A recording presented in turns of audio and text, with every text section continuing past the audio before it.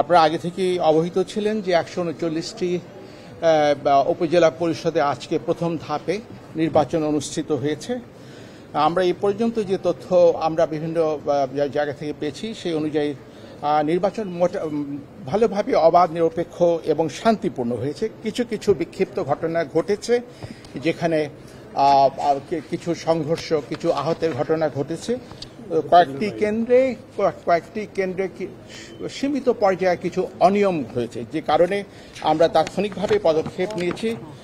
আর দুটি কেন্দ্রের ভোট স্থগিত করে দেওয়া হয়েছে।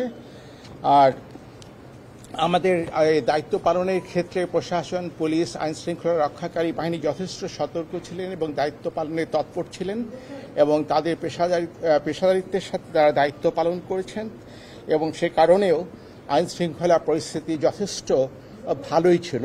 আমি বলবো না যে কোথাও কোনো ঘটনা ঘটেনি, কিছু কিছু খুবই বিক্ষিপ্ত সীমিত পর্যায়ের ঘটনা ঘটেছে। সেই তথ্যটা যদি আমার থেকে নেন, তাহলে টোটাল আমাদের যে একটা কেন্দ্রীয় নিয়ন্ত্রণ কক্ষ আছে, সেখান থেকে 34টি ঘটনা ঘটেছে এবং 34টি ঘটনায় টোটাল আহত হয়েছেন 37 জন।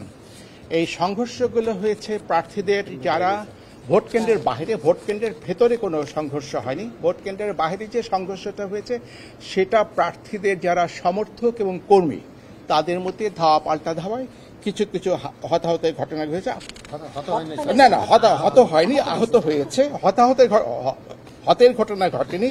25 জন আহত হয়েছেন। আর টোটাল 10,399টি কেন্দ্রে আজকে ভোট অনুষ্ঠিত হচ্ছিল। তার মধ্যে দুটি কেন্দ্রে ভোট বন্ধ করে দেওয়া হয়েছে।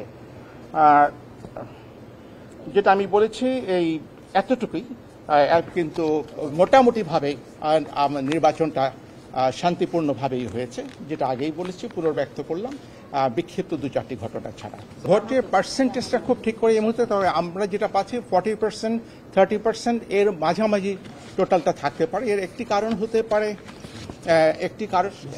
যে বর্ষা, সকাল থেকে বিভিন্ন জায়গায় বৃষ্টি ছিল, আবার ধান কাটার একটা মৌসুম ছিল। আমরা জানার চেষ্টা করেছি, আমাদেরকে বলা হয়েছে অনেকেই ধান কাটতে থাকায় ওরা ভোট দিতে আসেননি। আর তাছাড়া সকালে বেশ কিছু জায়গায় বেশ ঝড় বৃষ্টি হয়েছে, এটা একটা কারণ হতে পারে। আর আমাদের কাছে সবচেয়ে বড় কথা হচ্ছে পার্সেন্টেজ। আপনাদের জানা উচিত আমাদের যে first pass the post system, যেটাকে মেজরিটেরিয়ান সিস্টেম বলে, এখানে 2% ভোট আর 60% ভোটার বেশি আসলে সেটা অবশ্যই উৎসাহব্যঞ্জক। যদি আরও ভালো হতো সেটা ভালো হতো, কিন্তু বিভিন্ন কারণ থাকতে পারে। কিন্তু আমাদের কাছে হচ্ছে আমরা গণনা করে কে বেশি ভোট পেয়েছেন তাকে বিজয়ী ঘোষণা করা হবে। না, এটা নিয়ে কোনো মন্তব্য আমি করব না। এটা আমার